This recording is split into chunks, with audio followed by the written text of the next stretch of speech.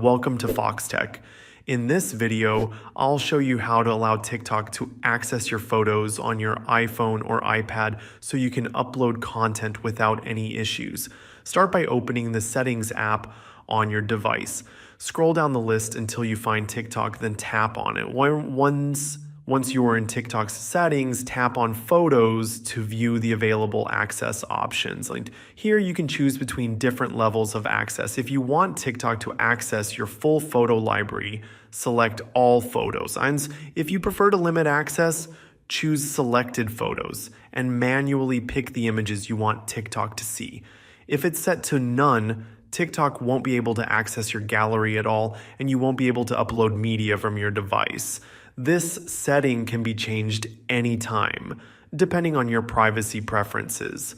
After you allow access, you'll be able to upload videos and photos directly from the TikTok app without any issues.